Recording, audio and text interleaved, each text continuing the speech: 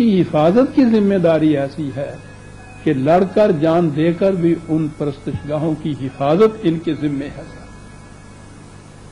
اور سب سے بڑی چیز امن. اور دوسرا لفظ جو ہے پارا لبی میں اطمینان ہی کہوں گا، اس کا حق بہت بڑا ایک منشور ہے، لا خوف علیہم ولا هم یحزنون، کہ اس میں خوف کسی پہ نہیں ہوگا اور حزن نہیں کسی پہ ہوگا. خوف تو خطرے کو کہا جائے گا، بیرونی خطرات جتنے بھی ہوتے ہیں اس کے لیے تو حفاظت ہوئی.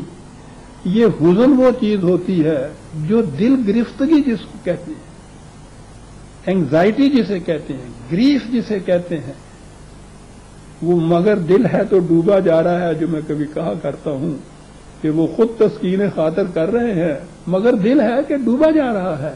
یہ جو دل کا ڈوبا جانا ہے نا، کہ معلوم بھی نہیں ہے کہ یہ کیوں ڈوبے جا رہا ہے، یہ ہے جسے حزن کہا جاتا ہے. صاحب کسی قسم کی کوئی پریشانی جس میں انسان کا دل ڈوبا جا رہا ہو، یہ چیز جو ہے اس کی حفاظت خوف سے اور حزن سے معمونیت کی ذمہ داری اس مملکت کے سر پہ ہوئی. یہ چند ایک بنیادی حقوق انسانیت ہیں، ہر انسان ان کا بطور حق کے مطالبہ کر سکے گا اس مملکت سے، اور اس کی یہ ذمہ داری ہوگی کہ یہ حق اس کا وہ دے.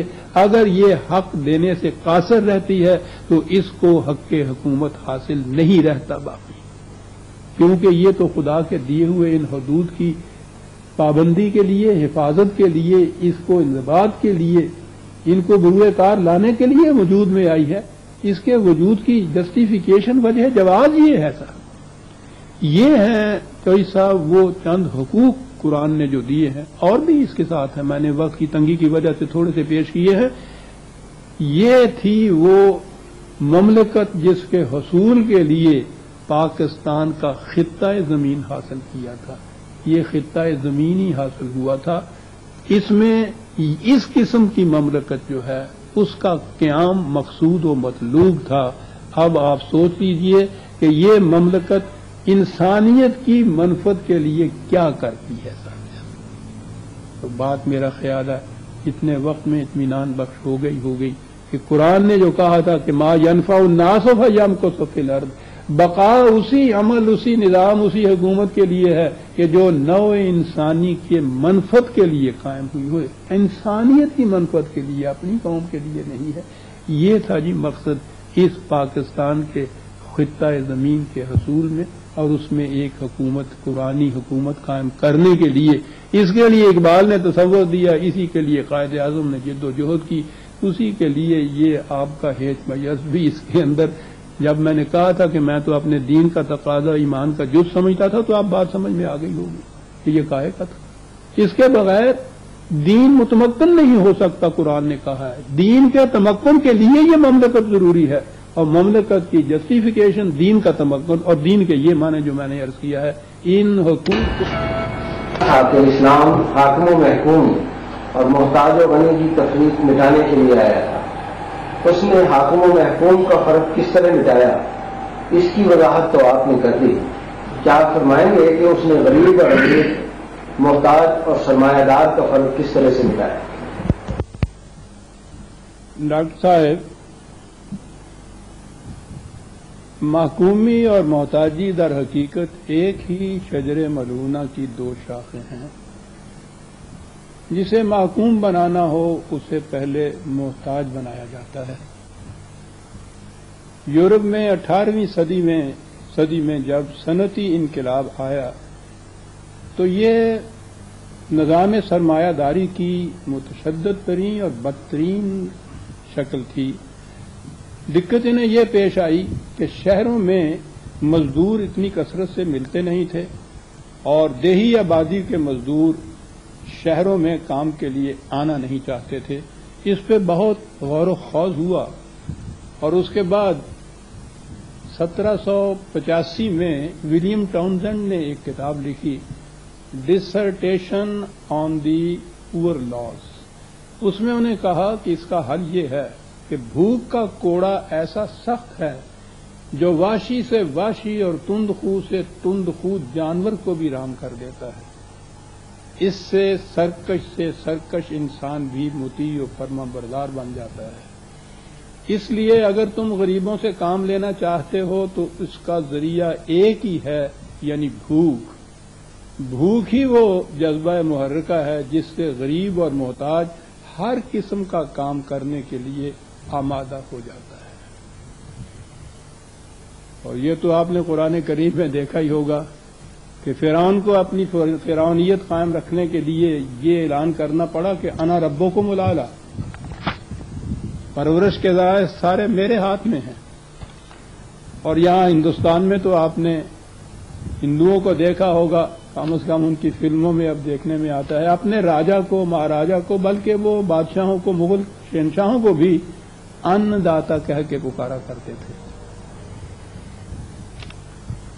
اور یہ فکرہ تو پنجابی کا یہ فکرہ تو ہم سب کے کانوں میں گونجتا رہتا ہے، یہ وہ کہتے ہیں کہ وہ سانو کی لوڑ پہ ہوئی ہے جو حکم مانتے پھر اسی کسی دا دتا کھانے ہے گئے۔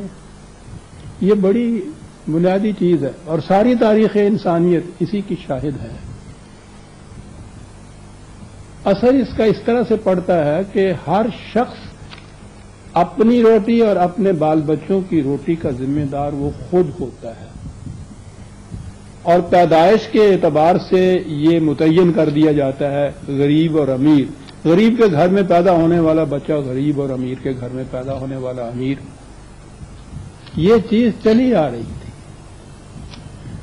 قرآن کریم نے آ کر یہ انقلاب آفرین اعلان کیا کہ کوئی بچہ نہ امیر پیدا ہوتا ہے نہ غریب پیدا ہوتا ہے۔ جس طرح اس نے کہا تھا نا کہ ہر انسانی بچہ پیدائش کے اعتبار سے یکساں واجب التکریم ہوتا ہے، اسی طرح اس نے کہا کہ پیدائش کے اعتبار سے یہ تفریق ہوتی نہیں ہے، یہ ہماری پیدا کردہ ہے، اور اس کے لیے وجہ یہ ہے کہ ہم رزق کی ناہموار تقسیم کرتے ہیں۔ تو اس نے پہلی چیز تو یہ کی کہ رزق کی ذمہ داری افراد کی اپنی نہیں ہے، تمام معاشرے کے افراد کو رزق بہم پہنچانے کی ذمہ داری مملکت کے سر ہے۔ نحن نرزقکم وایاہم، ہم تمہارے رزق کے بھی ذمہ دار ہیں، تمہارے بال بچوں کے رزق کے بھی ذمہ دار ہیں۔ تو ذمہ داری جب کسی اور نے لے لی تو وہ انفرادی تقسیم جو تفریق جو تھی غریب و امیر کی، سب سے پہلے تو یہی مٹ گئی۔ اب ظاہر ہے کہ مملکت کو اپنی اس عظیم ذمہ داری سے عہدہ برا ہونے کے لیے وسائل پیداوار اپنی تحویل میں رکھنے تھے، ورنہ یہ اگر نجی ملکیت میں رہیں تو وہ مملکت کہاں سے اس ذمہ داری کو پورا کر سکتی؟ اس کے لیے سب سے پہلا ذریعہ رزق جو ہے وہ زمین ہے، پہلا اور آخری ہے ہی زمین حقیقت میں، خواہ اس میں سے اناج پیدا کیجیے یا وہ جتنی تمام دیگر مصنوعات ہیں، میٹیریل ہے، دھاگتے ہیں۔ تو قرآن نے سب سے پہلے یہ چیز کہی کہ زمین پر کسی کی انفرادی ملکیت ہو نہیں سکتی، اور اس نے کہا کہ انفرادی ملکیت کے لیے کوئی دلیل ہی نہیں دی جا سکتی، یہ تو خدا نے تمام مخلوق کی پرورش کے لیے پیدا کی ہے اور کسی نے خدا سے خریدی نہیں ہے۔ تو یہ مملکت کی تحویل میں رہنی چاہیے، وہ اسے بھی ملکیت نہیں کہتا، تحویل میں رہنی چاہیے تاکہ وہ اس سے افراد معاشرہ کے رزق کا انتظام کرے۔ ذرائع رزق کے بعد سرمایہ داری کے نظام میں اگلی بات آتی ہے۔ سرمایہ داری کے نظام کی بنیاد سرپلس منی پہ ہے، فاضلہ دولت، اپنی ضرورت سے زائد جو بچتا ہے وہی ہے جو دوسری جگہ وہ انویسٹ کرتا ہے، جس سے دوسروں کی محنت کا وہ استحصال کرتا ہے، سلب و لہب کرتا ہے۔ تو یہ سرپلس منی جو ہے یہ ہے بنیاد سرمایہ داری کی۔ قرآن کریم نے یہ کہا کہ سرپلس منی، فاضلہ دولت رکھنے کا حق کسی کو حاصل ہی نہیں ہے۔ جب ہر شخص کی بنیادی ضروریات زندگی مملکت پوری کرے گی تو جو کچھ بھی کسی کا اکتساب یا کمائی کی صورت ہے اگر ذاتی